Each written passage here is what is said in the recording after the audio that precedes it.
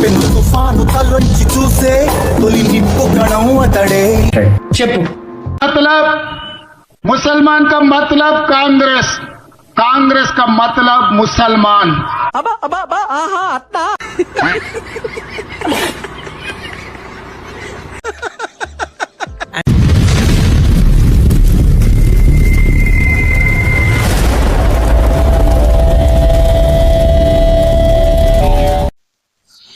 ನಮಸ್ಕಾರ ವೀಕ್ಷಕರೇ, ನಾನು ಹಿಂದೂ ಶಿವಸೇನಾ ಯೂಟ್ಯೂಬ್ ಚಾನಲ್ಗೆ ಸ್ವಾಗತ ಸುಸ್ವಾಗತ.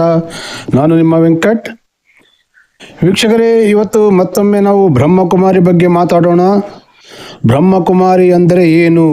ಯಾರಿಗಾದರೂ ಗೊತ್ತಿದ್ರೆ ಕಾಮೆಂಟ್ ಮಾಡಿ ತಿಳಿಸಿ, ಇಲ್ಲ ನಮ್ಮ ಜೊತೆ ಫೋನ್ ಮಾಡಿ ಚರ್ಚೆ ಮಾಡಿ.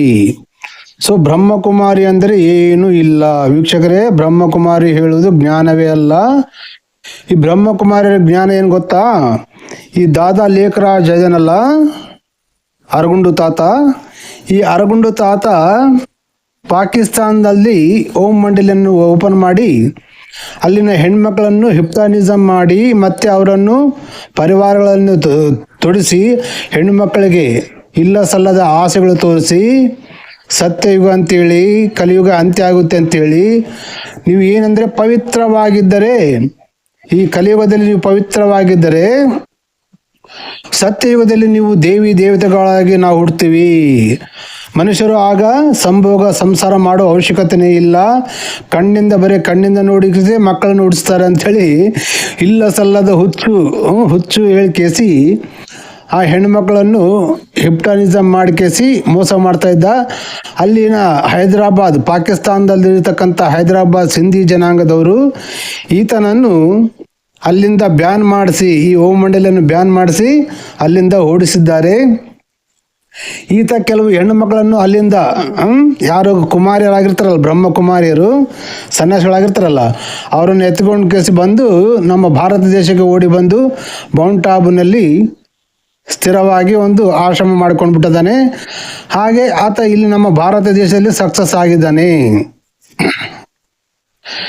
ಬ್ರಹ್ಮಕುಮಾರಿಯರಲ್ಲಿ ಇರತಕ್ಕಂಥ ಜ್ಞಾನ ಏನೂ ಇಲ್ಲ, ಬರೀ ಅಜ್ಞಾನವೇ. ಯಾಕಂದರೆ ನೋಡ್ರಿ, ನಾನು ಅಜ್ಞಾನ ಅಂತ ಹೇಳ್ತೀನಿ. ಆಗ ಬ್ರಹ್ಮಕುಮಾರಿಗೆ ಯಾರಿಗೆ ಆದರೂ ನಿಮ್ಮಲ್ಲಿ ನಿಜವಾಗ್ಲೂ ನಿಯತ್ತಿದ್ದರೆ, ನೀವು ನಿಜವಾಗ್ಲೂ ಹೇಳೋದು ಜ್ಞಾನ ಆದರೆ, ನೀವು ನಿಜವಾಗಿ ಹೇಳುವುದು ಸತ್ಯವಾದರೆ ನನ್ನ ಜೊತೆ ಫೋನ್ನ ಮೂಲಕ ಚರ್ಚೆ ಮಾಡಿ ನಿಮ್ಮ ಜ್ಞಾನ ಸತ್ಯವಂತೇಳಿ ನಿರೂಪಣೆ ಮಾಡಿಕೊಳ್ಳಿ. ಇದು ನನ್ನ 24x7 ಚಾಲೆಂಜ್ ನಂದು. ಬ್ರಹ್ಮಕುಮಾರಿಯರಾಯಿತು, ಬ್ರಹ್ಮಕುಮಾರಿಗೆ ಹೋಗಿ ಜ್ಞಾನವನ್ನು ಪಡೆಯುವವರಾಯಿತು, ನನ್ನ ಜೊತೆ ಮಾತಾಡಿ ನೀವು ಜ್ಞಾನಿಗಳಂತ ಕೇಸಿ ಪ್ರೂವ್ ಮಾಡಿಕೊಳ್ಳಿ. ಚಾಲೆಂಜ್ ಅಂತ ಹೇಳಿದ್ನಲ್ಲ. ಒಂದು ವೇಳೆ ನಾನು ಕೇಳೋ ಪ್ರಶ್ನೆಗಳಿಗೆ ನಿಮ್ಮಲ್ಲಿ ಸಮಾಧಾನ ಕರೆಕ್ಟಾಗಿ ಕೊಟ್ಟರೆ ನಾನು ನಿಮ್ಮ ಬ್ರಹ್ಮಕುಮಾರಿಯಲ್ಲಿ ಗುಲಾಮನಾಗಿರ್ತೇನೆ, ಜೀವನ ಪರ್ಯಂತ ಗುಲಾಮನಾಗಿರ್ತೇನೆ. ಮತ್ತು ನಾನು ಕೇಳೋ ಪ್ರಶ್ನೆಗಳಿಗೆ ಉತ್ತರ ಕೊಡದೇ ಇದ್ದರೆ ನೀವು ಬ್ರಹ್ಮಕುಮಾರಿಯರೆಲ್ಲರೂ ಮದುವೆ ಮಾಡಿಕೊಂಡು ಹಿಂದೂ ಧರ್ಮವನ್ನು, ಹಿಂದೂ ಸಂತಾನವನ್ನು ಮತ್ತು ಭಾರತ ದೇಶ ಧರ್ಮವನ್ನು, ಭಾರತ ದೇಶವನ್ನು, ಭಾರತ ಮಾತೆಯನ್ನು ಉಳಿಸುವ ಮಾತೆಯರಾಗ್ತೀರಿ ಅಂತೇಳಿ ನನ್ನ ಚಾಲೆಂಜ್. ಇಲ್ಲ ನಾನು ಜೀವನ ಪರ್ಯಂತ ನಿಮ್ಮ ಗುಲಾಮನಾಗಿರ್ತೇನೆ ಅಂತೇಳಿ ನನ್ನ ಚಾಲೆಂಜ್. ಮತ್ತು ಇದು ಒಪ್ತೀರಾ ಈ ಮಾತಿಗೆ? ಚಾಲೆಂಜ್ ಮಾಡ್ತಿದ್ದೀನಲ್ಲ, ನಾನು ಲೈಫ್ ಲಾಂಗ್ ಗುಲಾಮ್ ಆಗಿರ್ತೀನಿ. ನೀವು ಏನು ಕೆಲಸ ಮಾಡಿದ್ರೆ ಆ ಕೆಲಸ ಮಾಡ್ತೀನಿ. ನಿಮ್ಮ ಆಶ್ರಮದಲ್ಲಿ ಲೈಫ್ ಟೈಮ್ ಗುಲಾಮ್ ಆಗಿರ್ತೀನಿ. ನಾನು ಕೇಳೋ ಪ್ರಶ್ನೆಗಳಿಗೆ ಉತ್ತರ ಕೊಟ್ಟರೆ ನಿಮ್ಮ ಬ್ರಹ್ಮಕುಮಾರಿ ಹೇಳುವ ಜ್ಞಾನ ಏನು, ಅದು ನನ್ನ ಜೊತೆ ಚರ್ಚೆ ಮಾಡಿ, ನಿಮ್ಮಲ್ಲಿ ಧೈರ್ಯ ಇತ್ತಂದರೆ ಓಕೆನಾ? ಸೊ ವೀಕ್ಷಕರೇ, ಹಾಗೆ ಈ ಬ್ರಹ್ಮಕುಮಾರಿಯರು ಜ್ಞಾನ ಏನಂದರೆ, ಮದುವೆ ಆಗಲಾರ್ದ ಹೆಣ್ಮಕ್ಳು ಶಿವಪರಮಾತ್ಮನ ಹೆಸರಲ್ಲಿ ಪೂರ್ತಿ ಸೇವೆ ಅಂತೇಳಿ ಅವರು ಮದುವೆನ ಮಾಡಿಕೊಳ್ಳಾರ್ದಾಗೆ ಮಾಡ್ತಾರೆ. ಭಗವಂತನಿಗೆ ಇವರು ಪೂರ್ತಿಯಾದ ಸೇವೆ ಮಾಡುವುದು ಏನಿದೆ? ಹೌದಾ ಇಲ್ಲ ವೀಕ್ಷಕರೇ? ನಾವು ಒಂದು ಅರ್ಧ ತಾಸು ಪೂಜೆ ಪುನಸ್ಕಾರಗಳು ಮಾಡ್ತೀವಿ, ಇಲ್ಲ ಮೆಡಿಟೇಷನ್ ಧ್ಯಾನ ಅಂತ ಮಾಡ್ತಾರೆ ಇವರು. ಧ್ಯಾನ ಮಾಡಿದ್ರೆ ಎಷ್ಟೊತ್ತು ಮಾಡ್ತೀವಿ? ಒಂದು ಅರ್ಧ ತಾಸು, 1 ತಾಸು. ಹೌದಾ ಇಲ್ವಾ? 24 ತಾಸು ಧ್ಯಾನ ಮಾಡ್ತಾರೆ ಇವರು, ಇಲ್ಲ ಮಾಡೋದಿಲ್ಲ. ಹೌದಿಲ್ವಾ? ಮತ್ತು ಈ ಮದುವೆ ಆಗಲಾರ್ದ ಹುಡುಗಿಯರನ್ನು ಬ್ರಹ್ಮಕುಮಾರಿಯನ್ನ ಸೇವೆಗೆ ಅಂತ ಹೇಳ್ಕೇಸಿ ಅವರೇ 24 ತಾಸು ಆಶ್ರಮದಲ್ಲಿ ಇರುವ ಅವಶ್ಯಕತೆ ಏನಿದೆ? ಒಂದು ವೇಳೆ ಅವರು 24 ತಾಸು ಸೇವೆ ಮಾಡಬೇಕಾದ್ರೂ ಅವರು ಮುಂಜಾನೆ 10 ಗಂಟೆಯಿಂದ ರಾತ್ರಿ 10 ಗಂಟೆವರೆಗೆ ಬ್ರಹ್ಮಕುಮಾರಿ ಆಶ್ರಮದಲ್ಲೇ ಸೇವೆ ಮಾಡಲಿ. ಅದು ರಾತ್ರಿ ಆದರೂ ಮಲ್ಕೊಳ್ತಾರಲ್ಲ, ಆಗ ಅವ್ರವ್ರ ಮಕ್ಕಳು ಅವ್ರವ್ರ ಮನೆಗೆ ಬರ್ಬೋದಲ್ಲ, ಆದರೆ ಬರೋದಿಲ್ಲ, ಮನೆಗೆ ಕಳಿಸಿಲ್ಲ ಅವ್ರನ್ನ.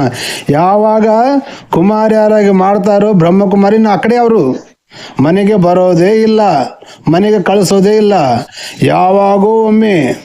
ಹಾಗೆ ಇವರೊಂದು ದೊಡ್ಡ ಹೆಂಗೆ ಮಾಡ್ತಾರೆ, ನಮ್ಮ ಜಿಲ್ಲೆಯಲ್ಲಿ ಇರ್ತಕ್ಕಂಥ ಹೆಣ್ಣು ಮಕ್ಕಳನ್ನು ಯಾರು ಕುಮಾರಿಯರಿಗೆ ಮಾಡ್ತಾರೆ ಅವ್ರು ಈ ಜಿಲ್ಲೆಯಲ್ಲಿ ಇರೋಕ್ಕೆ ಕೊಡೋದಿಲ್ಲ, ಅವ್ರನ್ನ ಬೇರೆ ಜಿಲ್ಲೆಗೆ ಕಳಿಸ್ತಾರೆ, ಅಲ್ಲಿರ್ತಕ್ಕಂಥವ್ರನ್ನ ಈ ಕಡೆ ಜಿಲ್ಲೆಗೆ ಕಳಿಸ್ತಾರೆ. ಹೀಗೆ ಮಾಡ್ತಾರೆ. ಯಾಕಂದರೆ ಒಂದೇ ಜಿಲ್ಲೆಯಲ್ಲಿ ಇದ್ದಂದರೆ ಅವ್ರ ಮನೆಗೆ ಹೋಗಿ ಬರೋ ಕೆಲಸಗಳು ಆಗ್ತಾವ ಅಂತೇಳಿ ಇವರೊಂದು ದೊಡ್ಡ ಪ್ಲಾನು. ನಾನೇನು ಹೇಳ್ತಂದರೆ, ಬ್ರಹ್ಮಕುಮಾರಿಗೆ ಒಂದು ಕುಮಾರಿ ಆದರೆ ಅವರು ಸೇವೆಗೆ ಮುಡುಪಾಗಿಟ್ಕೊಂಡ್ರೆ ಯಾವ ಜಿಲ್ಲೆಯಲ್ಲಿ ಇರ್ತಾವೆ ಹುಡುಗಿಯರು ಆವೇ ಜಿಲ್ಲೆಯಲ್ಲಿ ಇದ್ಕೊಂಡು ಬೆಳಗ್ಗೆ 10 ಗಂಟೆಗೆ ಬ್ರಹ್ಮಕುಮಾರಿ ಆಶ್ರಮಕ್ಕೆ ಹೋಗಲಿ, ರಾತ್ರಿ 10 ಗಂಟೆವರೆಗೆ ಸೇವೆ ಮಾಡಲಿ, ರಾತ್ರಿ 10 ಗಂಟೆಗೆ ಆದರೂ ತಮ್ಮ ಸ್ವಂತ ಮನೆಗೆ ಬಂದು ಮಲ್ಕೊಂಡು ಮತ್ತೆ ಮುಂಜಾನೆ ಬೆಳಗ್ಗೆ ಎದ್ದು ಫ್ರೆಶ್ ಆಗಿ ಸ್ನಾನ ಮಾಡಿಕೊಂಡು ಮತ್ತೆ ಹೋಗ್ಲಲ್ಲ. ಹಾಗೆ ಮಾಡೋದಿಲ್ಲ ಹುಡುಗಿಯರಿಗೆ, ಹುಡುಗಿಯರು ಆ ಕಡೆ ಮನೆಗೆ ಬರೋದೇ ಇಲ್ಲ, ಮನೆಗೆ ಕಳಿಸೋದಿಲ್ಲ ಅವರು. ಯಾಕಂದರೆ ಬ್ರಹ್ಮಕುಮಾರಿ ಇದು ದೊಡ್ಡ ಡೇಂಜರ್ ಷಡ್ಯಂತ್ರ. ಇದನ್ನು ಗಮನಿಸಬೇಕು ಎಲ್ಲ ಪಾಲಕರು, ತಂದೆ ತಾಯಿಗಳು. ಅವರು ಮೈಂಡ್ ವಾಶ್ ಮಾಡಿದ್ದಕ್ಕೆ ನೀವು ಮೋಸ ಹೋದರೆ ನಿಮ್ಮ ಜೀವಿತ, ನಿಮ್ಮ ಮಕ್ಕಳು, ಹೆಣ್ಣು ಮಕ್ಕಳು ಸರ್ವನಾಶ ಆಗ್ತಾರೆ. ಇದು ಭಾಳಷ್ಟು ಜಿಲ್ಲೆಗಳಲ್ಲಿ ಕೆಲವೊಬ್ಬರು ಬಾಬಾಗಳು ಅವರು ಬ್ರಹ್ಮಕುಮಾರಿಯಲ್ಲಿ ನಿಮ್ಗೆ ಎಲ್ಲರೂ ಕಾಣೋದಿಲ್ಲ. ಬ್ರಹ್ಮಕುಮಾರಿಗೆ ಹೋಗಿ ಜ್ಞಾನ ಕೇಳ್ತಾರಲ್ಲ, ಅವರು ನಿಮ್ಮ ಮುಂದೆ ಬರೋದಿಲ್ಲ ಬಾಬಾಗಳು, ಅವರೆಲ್ಲ ಒಳಗಡೆ ಇರ್ತಾರೆ. ನಿಮ್ಮ ಮುಂದೆ ಬರೋದಿಲ್ಲ ಅಕ್ಕನವರೇ, ಜ್ಞಾನ ಕೊಡೋ ಅಕ್ಕನವರು ಬಂದು ಹೇಳ್ತಾರೆ ಅಷ್ಟೇ. ಆಗಲಿ ಬಾಬನವರು ಬರಲ್ಲ. ಬಾಬನವರು ಈ ಹೆಣ್ಮಕ್ಳನ್ನು ಸೆಕ್ಸುವಲ್ ಆಗಿ ಯೂಸ್ ಮಾಡ್ಕೊತಾರೆ ಅಂತೇಳಿ ಆಂಧ್ರದಲ್ಲಿ, ತೆಲಂಗಾಣದಲ್ಲಿ ದೊಡ್ಡ ರಾದ್ಧಾಂತವೇ ನಡೆದಿದೆ. ದಿಲ್ಲಿಯಲ್ಲೂ ಒಂದು ಆಗಿದೆ ಕೇಸು. ಸೊ ವೀಕ್ಷಕರೇ, ಬ್ರಹ್ಮಕುಮಾರಿ ಜ್ಞಾನ ಏನು ಗೊತ್ತಾ? ಮದುವೆ ಮಾಡಿಕೊಳ್ಳಬಾರ್ದು ಹಿಂದೂಗಳು ಮದುವೆ ಮಾಡಿಕೊಳ್ಳಬಾರ್ದು. ಮದುವೆ ಎಂಬುದು ಅಪವಿತ್ರ. ಅವ್ರೇನಂತಾರೆ, ಪವಿತ್ರವಾಗಿರ್ಬೇಕು ಅಂತ ನಾವು ಹೇಳ್ತಾರೆ. ಅವರು ಪವಿತ್ರವಾಗಿರ್ಬೇಕಂದ್ರೆ ಹೆಂಗಿರ್ತೀರಿ ಪವಿತ್ರವಾಗಿ? ನೀವು ಬಂದಿದ್ದು ಎಲ್ಲಿಂದ? ನೀವು ಅಪವಿತ್ರ ಅನ್ನುವ ಮದುವೆ, ನಿಮ್ಮ ತಂದೆ ತಾಯಿ ಮದುವೆ ಮಾಡಿಕೊಂಡ್ರೆ ಎಲ್ಲ ನೀವು ಬಂದಿದ್ದು, ಹೌದಲ್ಲ ವೀಕ್ಷಕರೇ? ಮತ್ತು ನೀವು ಅದು ಅಪವಿತ್ರ ಅಂತ ನೀವು ಹೇಳಿದಾಗ ಆ ಅಪವಿತ್ರದಿಂದ ಹುಟ್ಟು ಬಂದಂತೆ ನೀವು ಕೂಡ ಅಪವಿತ್ರರು ಆಗ್ತಾರೆ. ಆಗಲಿ ಪವಿತ್ರರು ಹೇಗಾಗ್ತೀರಿ? ನೀವು ಸೆಕ್ಸ್ ಮಾಡಲಾರ್ದೆ, ಸಂಸಾರ ಮಾಡಲಾರ್ದಿದ್ರೆ ಪವಿತ್ರರಾಗ್ತಾರ? ಇಲ್ವಲ್ಲ. ನೀವು ಬಂದಿದ್ದೆಲ್ಲಿಂದ? ಅಪವಿತ್ರನ ನೀವು ಯಾವುದಾದ್ರೂ ಅಪವಿತ್ರ ಅಂತಾರೋ ಆ ಅಪವಿತ್ರದಿಂದ ನೀವು ಬಂದಿರಲ್ಲ, ಅದು ನೀವು ಅಪವಿತ್ರರೇ ಆಗ್ತೀರಿ, ಪವಿತ್ರ ಆಗೋದಿಲ್ಲ. ಹೌದಲ್ಲ ವೀಕ್ಷಕರೇ? ಯಾಕಂದರೆ ಈ ಬ್ರಹ್ಮಕುಮಾರಿ ಹೇಳಿದ ಮಾತಿದು ಏನಂತ, ಮದುವೆ ಮಾಡಿ ಒಬ್ಬ ಯಾಂಕರ್ ಕೇಳ್ತಾರೆ ಒಬ್ಬ ಬ್ರಹ್ಮಕುಮಾರಿ ಅಕ್ಕನಿಗೆ. ಆಕೆ ಹೇಳ್ತಾಳೆ, ಮದುವೆ ಮಾಡಿಕೊಳ್ಳಬಾರ್ದಂತೇನೂ ಇಲ್ಲ, ಆಗಲಿ ಪವಿತ್ರವಾಗಿರಬೇಕಂತೇಳಿ ನಮ್ಮ ಬ್ರಹ್ಮಕುಮಾರಿಯ ಸಿದ್ಧಾಂತಗಳು ಅಂತ ಹೇಳ್ತಾರೆ. ಸರಿ ಅಕ್ಕ, ಮತ್ತು ಪವಿತ್ರವಾಗಿರಬೇಕೆಂಬುದು ಬ್ರಹ್ಮಕುಮಾರಿ ಸಿದ್ಧಾಂತ ಆದರೆ ಅಂದರೆ ಮದುವೆ ಮಾಡಿಕೊಂಡ್ರೆ ಅಪವಿತ್ರ ಅಂತ ಅರ್ಥ ಅಲ್ಲ, ಹೌದಲ್ಲ ವೀಕ್ಷಕರೇ? ಸೊ ಮದುವೆ ಮಾಡಿಕೊಳ್ಳುವುದು ಅಪವಿತ್ರವಾದರೆ ಮತ್ತು ನೀವು ಎಲ್ಲಿಂದ ಹುಟ್ಟು ಬಂದಿರಿ? ಆ ಅಪವಿತ್ರ ಎಂಬ ಸ್ಥಾನದಿಂದನೇ ಹುಟ್ಟು ಬಂದಿರಲ್ಲ, ಹೌದಲ್ಲ ವೀಕ್ಷಕರೇ? ಮತ್ತು ಅಪವಿತ್ರದಲ್ಲಿ ಹುಟ್ಟು ಬಂದವರು ನೀವು ಅಪವಿತ್ರ ಆಗ್ತಾರೆ, ಹೋಗ್ಲಿ ಪವಿತ್ರ ಹೇಗೆ ಆಗ್ತೀರಿ? ನೀವು ಸೆಕ್ಸ್ ಮಾಡೋದಿಲ್ಲ, ಮದುವೆ ಮಾಡ್ಕೊಳ್ಳೋದಿಲ್ಲ ಅಂದರೆ ಪವಿತ್ರ ಆಗಿಬಿಡ್ತಾರ. ಇಂಥ ಒಂದು ಹುಚ್ಚು ಕಲ್ಪನೆ ಈ ದಾದಾ ಲೇಖರಾಜು ಹೆಣ್ಮಕ್ಳ ದೃಷ್ಟಿಯಲ್ಲಿ, ಹೆಣ್ಮಕ್ಳ ಮೈಂಡ್ನಲ್ಲಿ ತುಂಬಿದ್ದಾನೆ ವೀಕ್ಷಕರೇ. ಆತ ತೋರಿಸಿದ ಆಸೆಗಳಿಗೆ ಕಲಿಯುಗ ಅಂತ್ಯ ಆಗುತ್ತೆ, ಸತ್ಯಯುಗ ಬರುತ್ತೆ. ಸತ್ಯಯುಗದಲ್ಲಿ ನೀವು ದೇವಿ ದೇವತೆಗಳಾಗಿ ಹುಡ್ತೀರಿ. 21 ಜನ್ಮ 2500 ವರ್ಷಗಳು ದೇವಿ ದೇವತೆಗಳಾಗಿ ಬದುಕ್ತಾರೆ ಅಂತೇಳಿ ಅವನಿಗೆ ದೊಡ್ಡ ಷಡ್ಯಂತ್ರ ಮಾಡಿ, ದೊಡ್ಡ ಆಸೆ ಪ್ರಲೋಭ ತೋರಿಸಿ ಇವತ್ತು ಭಾರತ ದೇಶದಲ್ಲಿ ಎಷ್ಟೋ ಲಕ್ಷ ಹಿಂದೂ ಹೆಣ್ಣು ಮಕ್ಕಳ ಜೀವನ ಹಾಳು ಮಾಡಿದ್ದಾರೆ. ಹಾಗೂ ಅವರು ಮದುವೆ ಮಾಡಿಕೊಳ್ಳಲಾರದೆ ಒಂದು ಜಿಹಾದ್ ಮಾಡಿದ್ದಾರೆ. ಮತ್ತು ನಮ್ಮ ದೇಶದ ಹಿಂದೂ ಜನಸಂಖ್ಯೆ ಕಡಿತಗೊಳಿಸಲು ಹಿಂದೂ ಧರ್ಮದ ಮೇಲೆ ದಾಳಿ ನಡೆಸಿದ್ದಾರೆ. ಇದು ಅರ್ಥ ಮಾಡಿಕೊಳ್ಳಬೇಕು ಬ್ರಹ್ಮಕುಮಾರಿಯರು ಕೂಡ. ಇದು ನಾನು ಹೇಳುವುದು 100% ಸತ್ಯ. ಇದು ಅಲ್ಲಂತ ಪ್ರೂವ್ ಮಾಡೋದಿದ್ರೆ ಯಾರಾದ್ರೂ ಬಂದು ನನ್ನ ಜೊತೆ ಮಾತಾಡ್ಬೋದು, ಏನಾದರೂ ವೀಕ್ಷಕರೇ. ಸೊ ವೀಕ್ಷಕರೇ, ಹಾಗಾಗಿ ಇನ್ನುಳಿದ ಇವಾಗ ಶಿವರಾತ್ರಿ ಬರ್ತಾ ಇದೆ. ಶಿವರಾತ್ರಿ ಬಂದರೆ ಮಾತ್ರ ಈ ಬ್ರಹ್ಮಕುಮಾರಿಯರು ನಮ್ಮ ಹಿಂದೂ ದೇವಾಲಯಗಳಿಗೆ ಬೆಲ್ಲದ ಮೇಲೆ ನೊಣ ಹೇಗೆ ಮುಸುರುತ್ತೆ ಹಾಗೆ ಬಂದು ಮುಸುರ್ತಾರೆ. ಹಿಂದೂಗಳನ್ನು ಟ್ರ್ಯಾಪ್ ಮಾಡಲು, ಮತಾಂತರ ಮಾಡಲು, ಈ ಬ್ರಹ್ಮಕುಮಾರಿ ಮತಕ್ಕೆ ಮತಾಂತರ ಮಾಡಲು. ಇವರು ಬ್ರಹ್ಮಕುಮಾರಿಯರು ಹಿಂದೂಗಳಲ್ಲ. ಇವರು ದೇವಾಲಯಗಳಿಗೆ ಹೋಗುವುದಿಲ್ಲ, ಪೂಜೆ ಮಾಡುವುದಿಲ್ಲ, ಏನೂ ಮಾಡುವುದಿಲ್ಲ. ಇವರು ಶಿವ ಪರಮಾತ್ಮ ಅಂತಾರೆ, ಜ್ಯೋತಿರ್ಲಿಂಗ ಅಂತಾರೆ, ಶಿವ ಪರಮಾತ್ಮ ಅಂತ ಒಪ್ಕೊಂತಾರೆ. ಆದರೆ ಇವ್ರ ಆಶ್ರಮದಲ್ಲಿ ಶಿವ ಪರಮಾತ್ಮನ ಶಿವಲಿಂಗ ಇಡೋದಿಲ್ಲ, ಶಿವ ಪರಮಾತ್ಮ ಫೋಟೋ ಇಡೋದಿಲ್ಲ. ಇವರೆಲ್ಲ ಏನು ಹೇಳ್ತಾರೆ, ಕತ್ತಿ ಆಕಾರದ ರೆಡ್ ಬಲ್ಬ್, ರೆಡ್ ಲೈಟ್ ಅದನ್ನೇ ಇಡ್ತಾರೆ ಇವರು.